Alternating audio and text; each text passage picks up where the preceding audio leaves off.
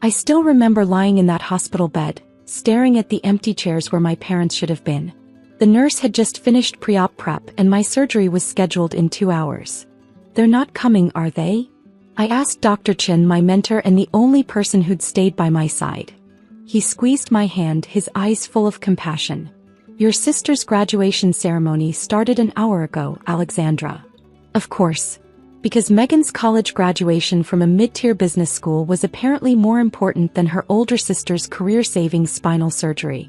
A surgery I needed after working triple shifts as a surgical resident, pushing myself until my body literally broke. My phone buzzed. "Mom, Megan looks so beautiful accepting her diploma. The whole family's here. I'm sure your surgery will go fine without us. It's just a back problem after all." Just a back problem. The herniated disc that could have ended my surgical career if not fixed properly.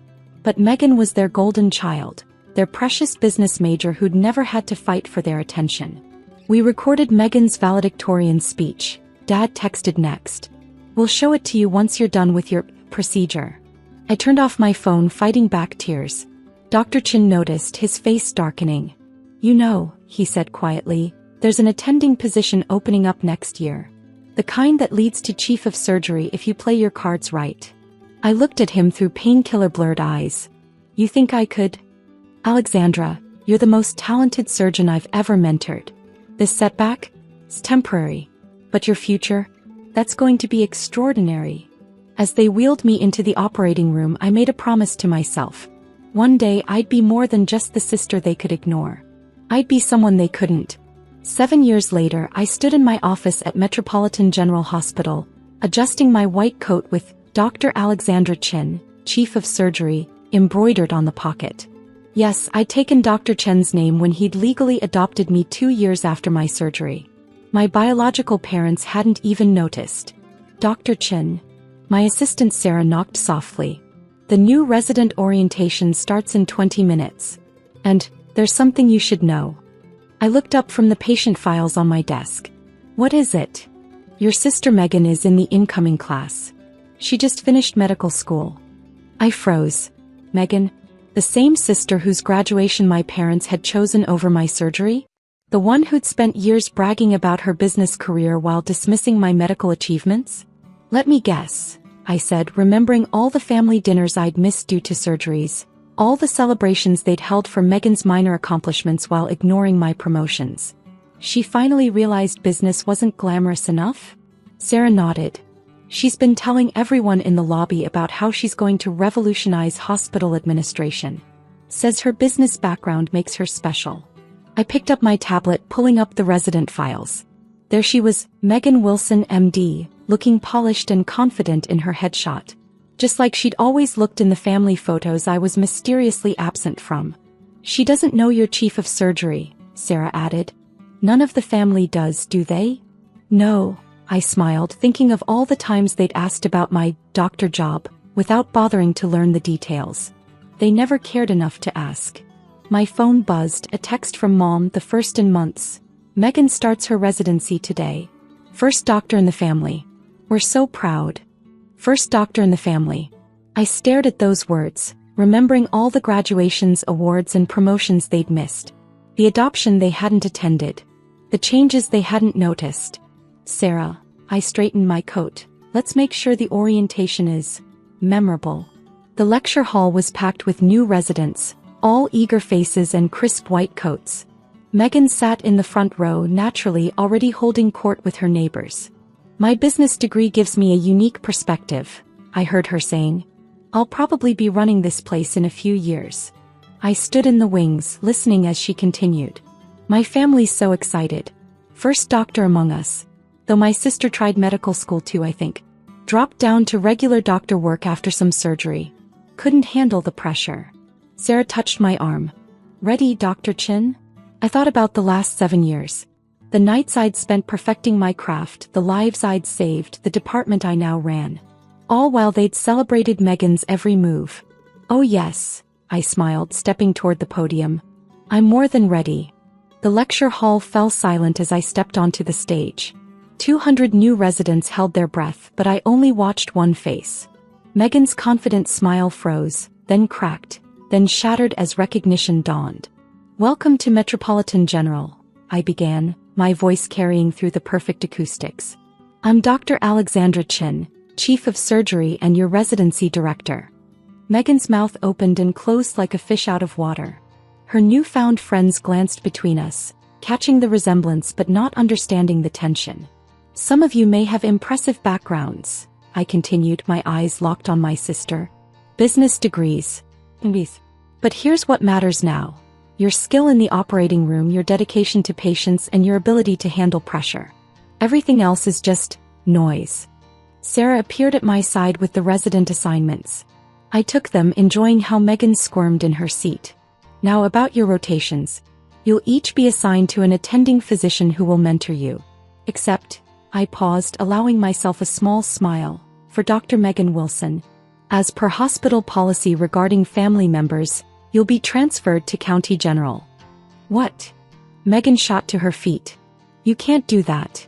"Actually, I can. Hospital bylaws are quite clear about nepotism. We wouldn't want anyone suggesting you got special treatment because your sister is chief of surgery." The whispers started immediately. Megan's new friends edged away from her, their allegiances already shifting. "But," Megan's voice cracked, "Mom and Dad said that I'm just a regular doctor, that I couldn't handle the pressure." I smiled professionally. Perhaps they should have attended some of my ceremonies. They might have learned differently. After dismissing the orientation, I returned to my office. It took exactly 12 minutes for my phone to explode with family messages. "Mom, how dare you embarrass your sister like that?" This was her moment. "Dad, we demand you reverse this decision immediately." I let them go to voicemail, instead focusing on the emergency surgery schedule. But then my office door burst open. Megan, tears streaking her makeup. "This is revenge, isn't it?" she accused. "For all the attention I got?" I looked up calmly. "No, Megan. This is policy. And professionalism. Two things our family never taught you about. I worked hard to get here." "Really?" I stood, my white coat catching the light. "Tell me, when's the last time you worked a 36-hour shift? When have you held someone's heart in your hands, literally fighting death? When did you sacrifice everything, including family support, for your patients?" She fell silent. "That's what I thought." I handed her the transfer papers. "County General is an excellent hospital. You'll learn a lot there. Without any family complications. Mom and Dad will never forgive you." She tried one last time. I laughed, genuinely amused. "Forgive me? For what? Becoming chief of surgery? Being the youngest department head in hospital history? Or for finally showing them that the daughter they ignored became someone they can't?" "We didn't ignore you." "Really?" I picked up my tablet, pulling up old photos. "Here's my graduation from medical school. Empty chairs where our parents should have been. My chief resident ceremony. You all were at your business school formal. My adoption by Dr. Chin. You had a job interview that day." "Adoption?" Megan whispered. "What adoption?" "Exactly. The man who mentored me, who sat with me during my surgery when our parents chose your graduation instead, legally became my father 2 years ago. Not that any of you noticed I changed my name." She sank into a chair, realization dawning. "That's why you're Dr. Chin." "Yes. Because he was there for every achievement, every setback, every triumph. While our biological parents were busy celebrating your business degree and MBA, Dr. Chin was helping me become chief of surgery." My phone buzzed again. Mom demanding a family meeting to discuss this situation. "You know what's ironic?" I said, declining the call. "All those years they treated you like you were special. But now I'm the one with the power to shape your career.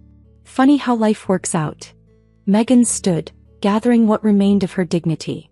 "I'll excel at County General. I'll prove I deserve to be here." "I'm sure you will. But you'll do it on your own merits, not your family name.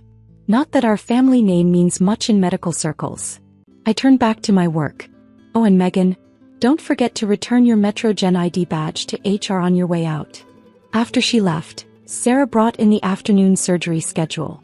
"Your parents are in the lobby demanding to see you." I glanced at the schedule, 3 complex procedures awaiting my expertise. "Tell them they can make an appointment. Through proper channels. And if they persist, Then remind them that security removes all unauthorized visitors. Even family. I pulled on my surgical gloves. Now let's save some lives. That evening, as I completed my final surgery, a challenging valve replacement that would have been impossible with my untreated back injury, I received one last text from Mom: "We just want what's best for Megan." I thought about that empty hospital room 7 years ago, about all the moments they'd missed, about the father who'd chosen me when they wouldn't. So did I typed back. I wanted what was best for her medical career.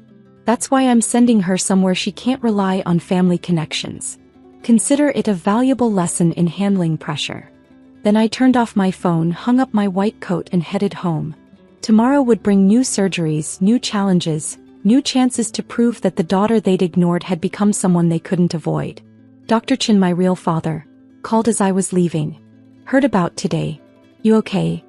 I smiled, touching the name badge that carried his legacy. "Better than okay." For the first time they finally saw me. "They saw a chief of surgery," he corrected. "Which is exactly who you are." Sometimes success isn't about proving others wrong. Sometimes it's about becoming so right that their approval becomes irrelevant. And sometimes, just sometimes, it's about showing your family that the daughter they couldn't make time for now controls their precious golden child's future. The next morning I saw Megan leaving with her box of belongings. Our eyes met across the lobby. "Good luck at County," I called out. "I hear their chief of surgery is excellent. Though not quite as young as Metro Jen's." Sometimes the best revenge isn't served in the operating room. Sometimes it's served with transfer papers and a reminder that family ties can be professionally binding.